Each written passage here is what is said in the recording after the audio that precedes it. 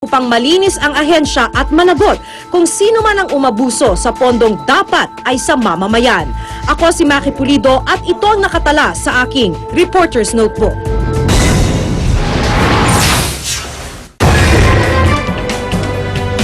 Hindi talaga alam na gano'n ang ginagawa namin. Nagalit po sa mga kaibigan ko. Sa PAGCOR, nakakonsumo sila ng 10 milyong tasa ng kape.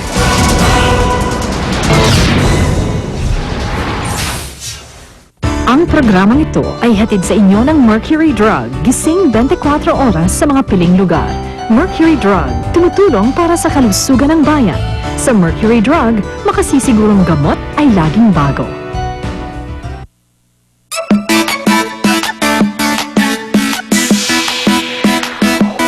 Sa pagising sa umaga, iba kung nauuna ka. Sa pagbangon pa lamang, iba kung masaya ka na. Kung sa unang hirit ay panalo ka, ang buong maghapon ay tiyak na sisigla. Sa unang hirit, unang-una ka. Sa unang hirit, misyong totoo ang basta. Sa unang hirit, ang saya-saya. Sa unang hirit, unang hirit, unang hirit, mangunguna ka. Unang hirit, unang-una ka. Balitang dapat na malaman, impormasyong may pakinabang.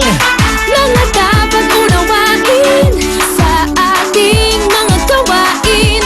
Mga dapat alagaan, ang iyong kalusugan, kapaligiran at kinabukasan. Wala ka nang hahanapin pa. Samahang totoo at kay saya, Walang pagod na naglilingkod sa inyo. sa unang hirit, unang-una ka. Sa unang hirit, misyong totoo ang nasa. Sa unang hirit, ang saya-saya. Sa unang hirit, Unang hirit, unang hirit, mangunguna ka.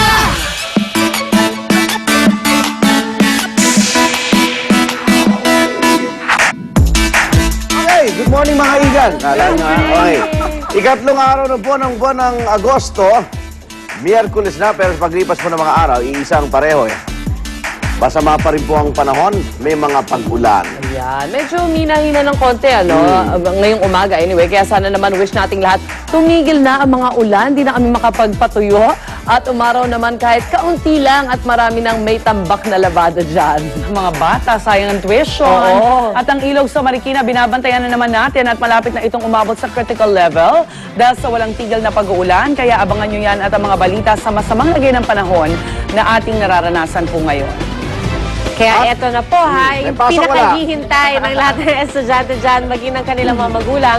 Ang announcement po kung may pasok ba o wala sa mga paaralan ngayong araw. At ang sagot ayon kay Rizalino Rosales, Assistant Director ng DepEd NCR, may pasok na po ang lahat ng estudyante ngayong araw dito po sa Metro Manila. At all levels po yan, preschool, elementary, high school at college. Public o private school man, may pasok, may pasok, may pasok, may pasok na ngayong araw. Yay! Oo, Pasok medyo na, naman oo. nakapahinga na sila kahapon. Yan, ha? May pasok? Meron na. Alright, since nakapahinga naman kayo kahapon, mag-almusal na po, maligo at isuot ng inyong school uniforms. At may pasok ang lahat ng estudyante ngayon dito sa Metro Manila. Ang kulit ko. Actually, may pasok ngayon. Maging mga eskwelahan mula preschool hanggang high school sa Calabar Zone at Region 3, may pasok na rin po kayo ngayong araw na ito. Maliban lamang sa mga lugar na lubog pa rin sa baha. Sa lalawigan po yan ng Pampanga, gaya ng San Esteban Elementary School, Consuelo Elementary School, Santa Maria Elementary School, San Rafael Elementary School, Santo Niño Elementary School, Dalayap, Dalan, Balite Elementary School, Castuli, Santa, Lutgarda, San Juan, Lolo Sapang, Malalam, Sitio, Mindanao. Gayon din po ang Caduag Tete Elementary School, San Isidro Elementary School, San Gabriel, San Roque, Santa Rita, Telaksan, Masantol, San Isidro Elementary School at Sapang Kawayan Elementary School na nasa Pampanga rin po. May pasok. Ito yung mga lubog na yun. Kahit ang sabihin natin dito, inaabangan kung may pasok o wala. Oo, yun na. So, natanggap na nila yung weather report ng alas 4. At medyo may pagulan pero hindi ganun kalakas ang kagaya kahapon. Kaya may pasok na. Ayan. Mamaya abangan nyo, didiscuss natin kasi tinitira yung ngayon, Ched, sa pagdesisyon, di ba? Suspension. Yung kahapon? Malacanang pa kailangan magdesisyon. Medyo late na raw. Kaya nga yung tanong ko kay Atty. Vitrio, sabi niya kasi matured na rin yung mga nasa college eh. Oo. Kaya ang tanong ko, ano pagkakaiba ng 4th year high school sa 1st year college? Kaya mamaya, talakayan with Igan. At sa iba pang balitang dapat yung malaman, narito na ating top hitter.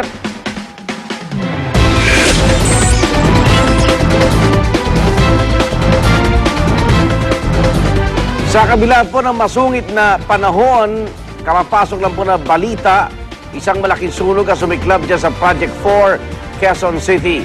Ang pinakahuling balita sa sunog na yan, ihatid sa atin live ni James Velasquez. James! Yes, Igan, tinatayang mahigit 100 bahay nga ang nasunog dito sa Barangay Escopa 1 at Escopa 3 sa Quezon City pasado alas 2 ng madaling araw kanina. At Igan, nagulat na nga lang yung mga residente dahil sa nagliliyab na apoy na nagsimula sa Barangay Escopa 1. Kanya-kanya tuloy takbuhan ng mga tao para isalba ang kanilang mga sarili at anumang gamit sa bahay na kaya nilang buhatin. Ang ilan nasaktan dahil sa pagmamadaling tumakas. Mabilis na kumalat ang apoy dahil dikit-dikit ang mga bahay na gawa sa light materials. Umabot sa 5th alarm ang sunog at bandang alas 4 ng umaga idineklarang fire under control. Patuloy ang investigasyon ng Bureau of Fire Protection pero malaki ang posibilidad na nagmula sa isang napabayaang kandila o gasera ang sunog. At sa ngayon, Igan, medyo umuulan-ulan na lang dito pero kanina mga mag-aalas 4:30 na magdeklara ng fire out ang mga bumbero. At yan ang pinakahuling balita mula dito sa Quezon City. Balik sa inyo. James, nasan yung mga biktima? Karamihan sa kanila, Igan, naghanap ng mga kanilang matitirahan, yung mga kamag-anak dito sa Quezon City o sa ibang lungsod. Doon muna sila pumunta. Pero yung iba, inaalam pa rin natin kung magkakaroon ng evacuation center dito. Oo nga, wala talaga silang yung isang lugar lang na pwedeng dyan, tutulungan ng Kapuso Foundation. Yes, Igan. Walang isang lugar lang sila. Yes, Igan. Naghahanap pa sila ngayon ng masisilungan habang ngayon medyo umuulan nga dito sa lugar. Bagay, okay lang. Lagi naman nanonood ganito kaaga si Mayor Herbert Bautista. At siguradong pupuntahan niya yan. Salamat, Yes. ha. James Velasquez po, live. Diyan po sa, kahapon din, di ba? Sunog sa Kamkrami sa gitna ng ulan. Ingat mga Igan, bantay bagyo naman tayo. Basta pinakahuling ulat ng pag-asa, tinutumbok na ng bagyong Kabayan ang hilagang Taiwan. Nagtataglay pa rin ito na malakas sa bugso ng hangin. Kanina alas 4 ng madaling araw na mata na sentro ng bagyong Kabayan, 1,055 kilometers east, northeast of Pasco, Batanes. Nagtataglay pa rin siya ng lakas ng hangin na umaabot sa 165 kilometers per hour at bugso ng hangin na umaabot sa 200 kilometers per hour.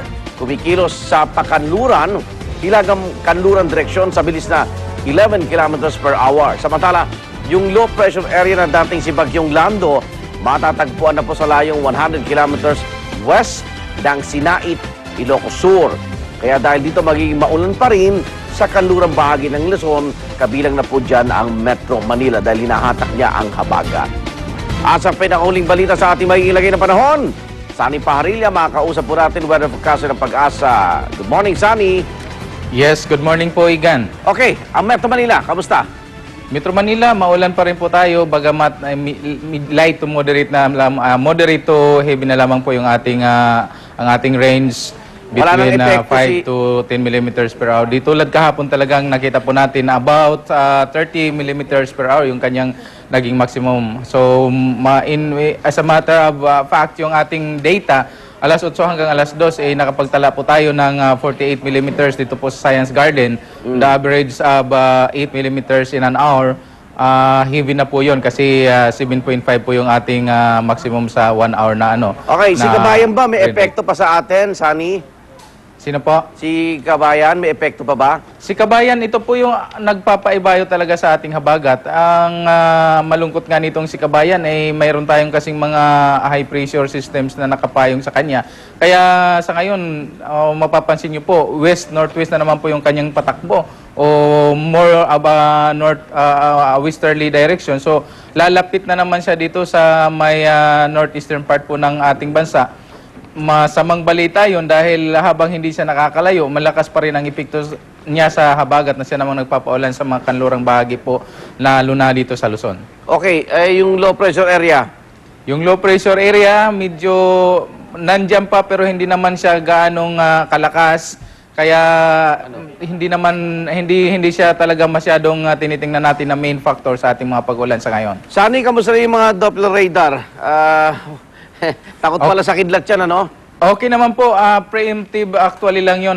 Ginawa yung preemptive shutdown lang yun dahil natapat talaga yung severe thunderstorm kahapon sa Subic. Kaya ginawa po ng ang ating operator doon, nag-temporary shutdown. Pero naibalik naman po kaagad. Okay. Wala tayong lightning arrestor doon? Mayroon naman po, hindi ko lang po masyadong ano yung technicalities doon kung bakit. Pero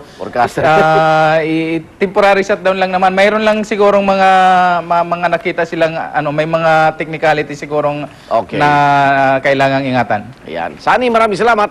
Maraming salamat. Magandang umaga. Sani Parilla, weather forecast po ng Pag-asa. Live yan. Samantala, dahil po sa patuloy na pag-ulan kagabi at sa peligrong dala na rin ang posibleng pag-apaw ng Marikina River, ilang residente ang piniling magpalipas ng gabi sa ilang evacuation center sa lungsod ng Marikina. Sa covered court ng Barangay Malanday, mahigit 700 residente ang pansamantalang nanirahan. Pangamba kasi nila kapag umabot na sa 16 meters ang level ng Marikina River, tiyak na maraming bahay ang malulubog sa baha. Pero kitang-kita na ang kahandaan ng mga taga-Marikina sa ganitong mga sitwasyon. Kumpleto na kasi sila sa mga pagkain, gamot at malinis na tubig. Kagabi dahil bagyang humina